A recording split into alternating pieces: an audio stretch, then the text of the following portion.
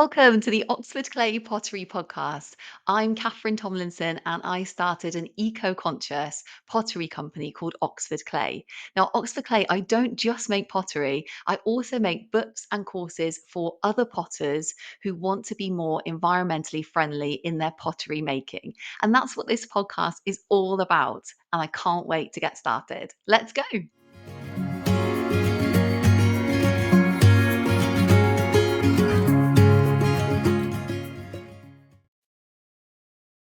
Hello, welcome back to the Oxford Clay Pottery Podcast. I'm your host, Catherine Tomlinson, and it's lovely to be here with you today. So today we're going to be talking about a maker's mark in pottery, and this might seem like like a really random thing to be talking about in pottery, but actually I think it's really important, like a maker's mark. So what is a maker's mark? Well, a maker's mark is basically something that you're putting on your pottery to show that you made it. So this could be, for example, like your initials, or it could be like a special symbol you've created, or it could be like a little thing that you just press in, like a little design that you press into your pottery. And I was thinking about this, and I was like, why am I doing an episode on this? But actually, it kind of my intuition was like, this is an important thing to talk about on an episode. But I was like, I'm not really sure. And then I thought about it some more. And I think the reason it's so important is because having a maker's mark really helps you to like develop your kind of identity as a potter, like your identity as a creator of pottery, because it's like basically saying, this is me, I made this is my style, this is, and you kind of, the more you're like, it's like you're owning your own creative style in pottery, because you're like, these are all the things I made, and you're like stamping your mark on those things. So yeah, so I thought that's why it's really important to talk about. Yeah, and I think it helps you kind of develop your identity as a creator as well, because it's like you're stepping into that kind of like identity. You're stepping into it every time you're making something and you're claiming it as yours, and you're like, this is my thing. You're putting your mark on it.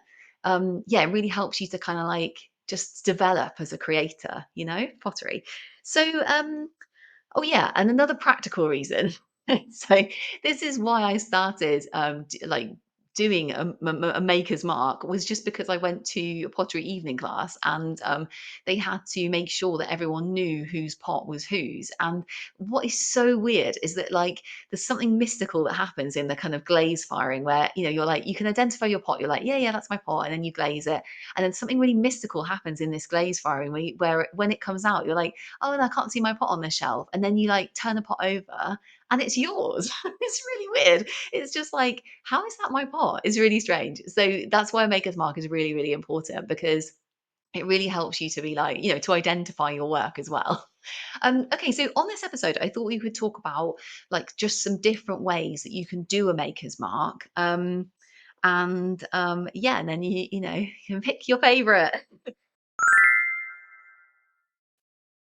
I'm just interrupting this episode to tell you about a totally free guide I've made just for you on electric kiln firing. So if you're not sure what temperatures you should use, what kiln schedule you should use for a bisque firing and also a stoneware glaze firing, this guide is for you, and it will tell you everything you need to know. And it's available in the show notes. Let's get on with the episode.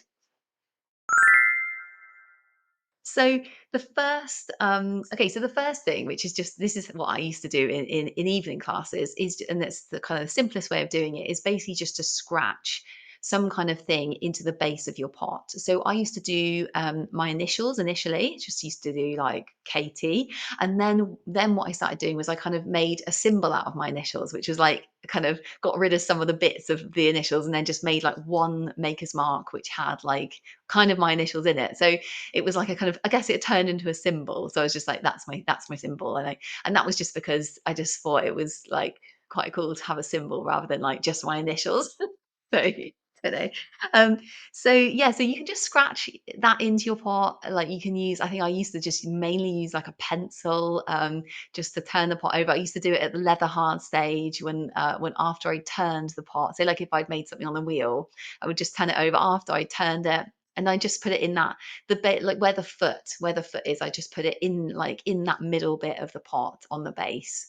Um, So yeah, so it was like clear to see. And um, Okay, so that's one way of doing it. You can scratch it with a pencil, an old biro, or like, one of those like pottery needle things. They also work really well to do kind of your initials, or any symbol you want.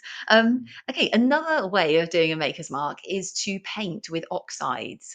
So I've seen people do this at evening classes, and what they used to do is they used to just paint their symbol with, say, like an iron oxide, like a black iron oxide or something, and they would just like say, like, for example, they had cleaned like, say that they'd thrown something on the wheel and they'd cleaned the foot of any glaze so it wasn't going to stick to the kiln.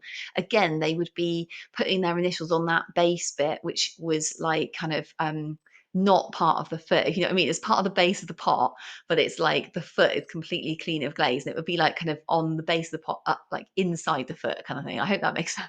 It's not like, it's very hard to describe that. It's like kind of on the inside, yeah. So like on the base, but not the foot.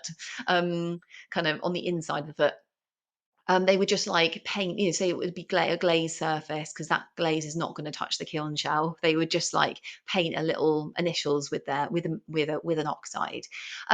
So the kind of disadvantage of this way is that like oxides can like rub off. But if you're doing it as the final stage of your pottery, and you've got like there's a glaze on there, you're not going to be touching that, then it's fun, kind of okay. And it actually I guess the advantage of this is that it can look really nice. The design, you can make like a nice sort of like, I guess you can make a nice symbol out of it and stuff. Because if you've scratched something into your pot and then you glaze over it, then that can be tricky to see. So if you're going to then, you would need to like wipe the glaze off that thing you've scratched in to make sure it was visible. So that there's like pros and cons to both methods. Um, Okay, and then another way of doing it is you can actually stamp things into your pot. Like, again, probably at the leather hard stage is the best way, the best time to do this. So you can get these, like I've seen printers, the way they used to kind of when they used to print, using those different tiny metal blocks of all the different letters, and you can get those, and then you can stamp those into your pottery. Stamp your initials into your pottery. But I've also seen you can actually just buy like little metal letter stamps now, and like symbols as well, like little hearts and stuff like that, and stars I've seen as well. And you can just use those, and you can do like a combination of that or something, and then stamp that into your pottery. Another thing you can do actually is, and this is what I do, is that now I'm not scratching my initials anymore. Now, now I've got Oxford clay. I've actually created a stamp, which I got made. You can get these stamps made by like companies that create stamps, and I think they're called like, sometimes they're under the kind of um like under the label of like clay stamps, but I've mostly seen them as soap stamps. I guess maybe lots of people make soap and they want a stamp to stamp in their soap, so they're also called soap stamps. And it's basically just like a kind of acrylic stamp with literally anything you want printed. It's like 3D. I think they 3D print it, and they 3D print it in like acrylic plastic. So you can get like a logo done, you could get your symbol done, like initials done or something.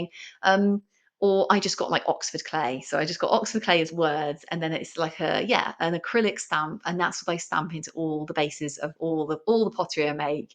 Um, and so, yeah, a top tip for this actually, which I thought would be like really good to tell you, is that sometimes when you stamp into the base of a pot, say like it's a hollow pot, like a mug or something, it can actually sort of like crack the inside of your mug or your pot, because it's kind of, you're pressing through, it's almost like breaking that inside.